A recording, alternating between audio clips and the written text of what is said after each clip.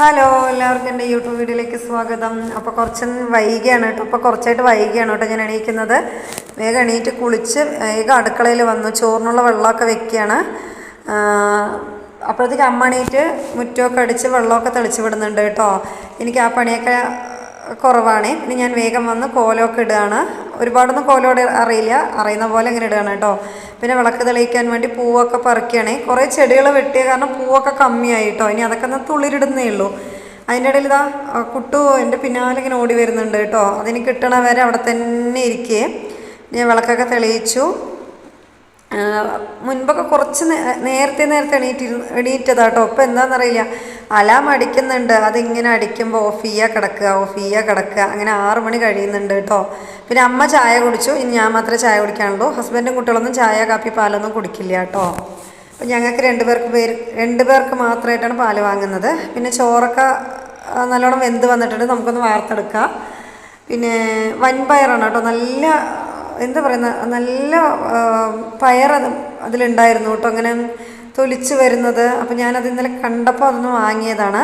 പിന്നെ മുളക് പുളി ആട്ടോ വയ്ക്കുക. കാന്താരി മുളകല്ല, കാന്താരി മുളകാണ്. അത് ഇട്ടിട്ട് മുളക് പുളി വെച്ചാൽ നല്ല ടേസ്റ്റാണ് കേട്ടോ. അപ്പോൾ ഞാനത് ചെറിയുള്ളി, കാന്താരി മുളക്, ജീരകം, കടുകൊക്കെ നല്ലപോലെ വഴറ്റിയ ശേഷം ഞാൻ പുളിവെള്ളം ഒഴിക്കുകയാണേ.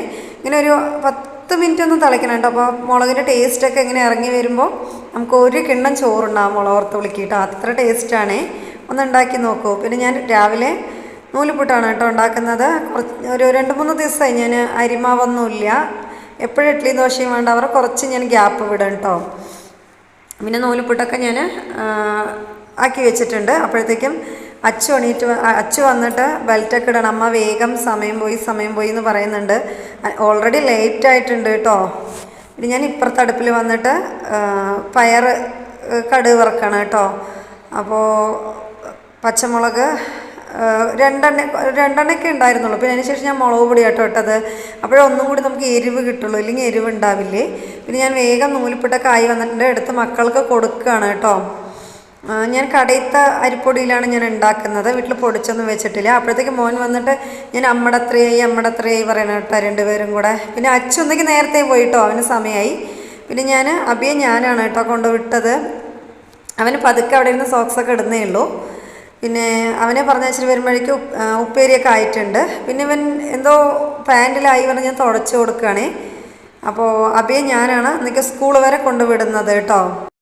അപ്പോൾ ഞാൻ എന്നും പറയുന്ന പോലെ എൻ്റെ വീഡിയോ കാണുന്നവരൊന്ന് സപ്പോർട്ട് ചെയ്യണം കേട്ടോ. ഒന്ന് ലൈക്കും കമൻറ്റും ചെയ്യണം വീഡിയോ ഇഷ്ടപ്പെട്ടാൽ. അപ്പോൾ എൻ്റെ വീഡിയോ ഇത്രയേ ഉള്ളൂ. Thank you.